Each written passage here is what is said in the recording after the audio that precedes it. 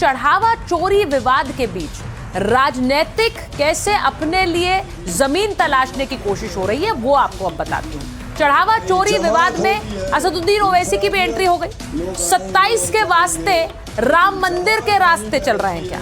राम का नाम लेकर क्या 27 में अपने लिए वो जमीन देख रहे हैं? ये आपको क्यों कह रही हूं?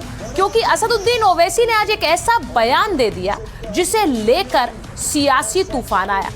असदुद्दीन ओवैसी सीधे कह रहे हैं कि राम मंदिर में अगर किसी मुसलमान को रख देते तो बहुत आसान होता, क्योंकि तब बुलडोजर भी चल गया होता और एनकाउंटर भी हो गया होता। अगर ट्रस्ट में गलती हो गई, उस ट्रस्ट में एक मुसलमान को तुम मेंबर बना लेते और बाद में जब ये घोटाला सामने आया तो उस मुसलमान को ले जाकर एनकाउंटर कर देते, बुलडोजर से उसका घर तोड़ देते, केस क्लोज्ड। चंपक तो मजे में है, चंपा का भी पूरे चंपक मजे में है। अब असदुद्दीन ओवैसी कह रहे हैं चंपत चंपत हो गए, चंपत तो मजे में है। अब उनका मतलब क्या है? असदुद्दीन ओवैसी के बयान के कई मायने निकाले जा रहे हैं। ओवैसी यूपी में हमेशा मुसलमानों की बात करते हैं, मुसलमानों के एनकाउंटर को लेकर सवाल उठाते हैं और योगी आदित्यनाथ की सरकार को कटघरे में खड़ा करते हैं। अब मुसलमानों के घर बुलडोजर एक्शन को वो सियासी बताते आए, बयानों में योगी आदित्यनाथ को मुस्लिम विरोधी बताते आए। अब 27 में चुनाव है और असदुद्दीन ओवैसी 27 के लिए पूरा खाका खींच चुके हैं। राम मंदिर के बहाने क्या वो मुस्लिम वोट बैंक को साध रहे हैं? राम के नाम पर क्या ओवैसी विभाजन करना चाह रहे हैं? क्योंकि राम का नाम लेकर असदुद्दीन ओवैसी सीधे सीधे ये कह रहे हैं कि इस राम मंदिर में अगर कोई मुसलमान होता तो कब का न्याय हो जाता। तो क्या असदुद्दीन ओवैसी राम का नाम लेकर 27 की अपनी डगर को और ज्यादा दृढ़ कर रहे हैं? सवाल ये ओवैसी के बयान पर सियासी पारा है। जो सनातन विरोधी लोग हैं केवल उलूल जुलूल बयान देकर के तुष्टीकरण की पॉलिटिक्स कर रहे हैं। हमारी प्रतिबद्धता है, FIR दर्ज हुई है, निष्पक्ष जांच होगी और कानून के तहत कार्रवाई है। जिनका योगदान नहीं रहा है श्री राम जन्मभूमि मंदिर निर्माण में, राम जन्मभूमि आंदोलन में या मंदिर बनने के जो विधिक क्रियाएं न्यायालय में चल रही थी उसमें भी नकारात्मक पक्ष था, उससे असहमत थे।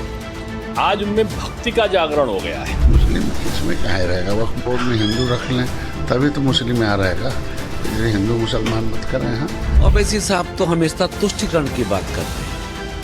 वो कभी जामा मस्जिद की जांच कराने की बात कर सकते हैं क्या? किसी मकबरे की जांच कराने की बात कर सकते हैं क्या? किसी मस्जिद की जांच कराने की बात कर सकते हैं क्या?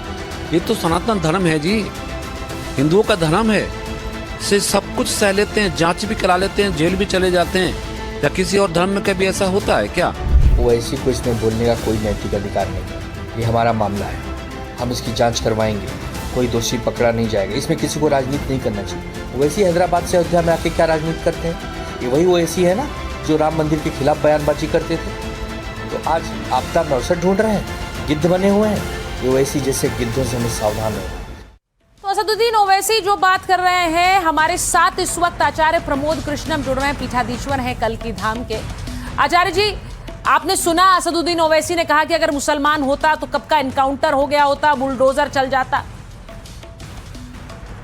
देखिए सुचारिता, जो बयानबाजी कर रहे हैं लोग, इनका किसी का भी राम मंदिर से कुछ लेना देना नहीं है और ना भगवान राम के प्रति इनकी श्रद्धा है, ना भगवान राम के प्रति इनकी आस्था है। और ये सब वो लोग हैं जो राम मंदिर को बनते हुए देखना ही नहीं चाहते थे। ये सब वो लोग हैं जो ये चाहते थे कि राम मंदिर कभी ना बने, लेकिन श्री राम जन्मभूमि का मंदिर बना, उसकी प्राण प्रतिष्ठा हुई और करोड़ों लोगों ने, करोड़ों हिंदुओं ने जश्न मनाया, उत्सव मनाया। ये भारत का विषय नहीं है, पूरे सनातन का विषय है। 500 साल के संघर्ष के बाद एक सफलता हासिल हुई। अब ये जो घटना है ये बड़ी दुर्भाग्यपूर्ण है और इसमें इसके दो पहलू हैं। एक पहलू है धार्मिक आस्था का पहलू, दूसरा पहलू है राजनीतिक, क्योंकि अयोध्या एक ऐसा स्थान है, श्री राम जन्मभूमि अयोध्या ऐसा स्थान है जिसमें जो भी घटना घटी उसका प्रभाव भारत की राजनीति पर। अयोध्या ने सरकारें बदली, सरकारें बनाई, अयोध्या की वजह से सरकारें गिराई गई, तो भारत की राजनीति पर अयोध्या का प्रभाव पड़ता है। आचार्य जी, चंपत राय को लेकर आज सवाल पूछे जा रहे हैं। ये पूछा जा रहा है कि क्या वो गलत हैं? अब वो करता धरता थे तो उनको क्या नहीं पता था कि इतनी बड़ी चोरी हो रही है? आपका मत क्या है इस पर? देखिए सुचारिता, मुझे लगता है अगर मैं व्यक्तिगत रूप से कोई बात करूं तो चंपत राय जी का जो जीवन है वो पूर्ण रूप से भगवान राम के मंदिर के प्रति समर्पित है, इसमें कोई संदेह नहीं। लेकिन दूसरा पक्ष ये है कि चोरी भी उन्हीं के नीचे हुई है और लूट हुई है। ये चोरी नहीं है, ये बहुत बड़ा घोटाला है। ये 10, 20, 50 करोड़ का मामला नहीं है, ये सैकड़ों करोड़ की लूट है और निरंतर हो रही थी। तो इस लूट को जो कर रहे थे वो पापी है, लेकिन इस लूट को होता हुआ जो देख रहे थे उन्हें निर्दोष नहीं कहा जा सकता है।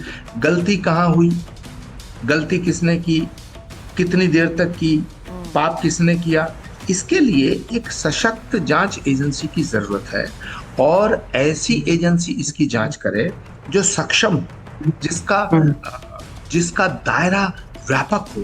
जी। मुझे नहीं लगता कि वर्तमान में जो एसआईटी का गठन हुआ है, जो एसआईटी ने जांच की है उसमें 7-8 लोग जेल गए हैं, उस एसआईटी की जांच को निष्पक्ष मान लिया जाएगा, मुझे इसमें संदेह है। आचार्य जी, मैं आपसे आज ये जरूर पूछूंगी कि कांग्रेस पार्टी जो आज धरना करने अयोध्या, वहां के सांसद पहुंचने लगे हैं, वो कह रहे हैं कि राम के नाम पर चोरी हो रही है। राम के नाम पर अब जिस तरह कांग्रेस पार्टी जमीन पर उतर रही है, इसको लेकर आप क्या कहेंगे? ये सब घड़ियाली आंसू बहा रहे हैं, ये सब फ्रॉड हैं, ये बड़े मक्कार हैं, बहुत झूठे हैं, लेकिन इन्हें मौका मिल गया। किसी के घर में आग लग गई और दूसरा कह रहा मैं तो हाथ सेकना चाहता हूं, राजनीतिक रोटियां सेकना चाहते हैं। और ये श्री राम जन्मभूमि ट्रस्ट को, श्री राम जन्मभूमि मंदिर को और भगवान श्री राम को बदनाम करने का कोई भी मौका नहीं छोड़ना चाहते। इसीलिए जरूरी है कि सबसे पहले श्री राम जन्मभूमि ट्रस्ट के पदाधिकारियों को इस्तीफा देना चाहिए और उनको कहना चाहिए कि भाई किसी भी एजेंसी से जांच कराओ। भारत के करोड़ों लोग अभी भारत के यशस्वी प्रधानमंत्री नरेंद्र मोदी जी की तरफ देख रहे हैं, क्योंकि उनका भरोसा प्रधानमंत्री और भारत के प्रधानमंत्री, हम आप सब, ये जितने भी कांग्रेस के लोग हैं, समाजवादी पार्टी के लोग, ये सब वो लोग हैं जिन्होंने कभी राम मंदिर का समर्थन नहीं किया। आज ये सब टारगेट कर रहे हैं, तो इन्हें मौका ना मिले, इसलिए ट्रस्ट को अपना दायित्व निभाना चाहिए और भारत सरकार को भी विलंब किए बिना अविलंब इसकी जांच सीबीआई को सौंप देनी चाहिए, ताकि दूध का दूध और पानी का पानी। बड़ी बात आप कह रहे हैं कि ट्रस्ट के सभी पदाधिकारी अपने पद से इस्तीफा दें और ये पूरी जांच सीबीआई करे, ऐसा आप कह रहे हैं। बहुत बहुत धन्यवाद आचार्य जी हमसे बात करने के लिए।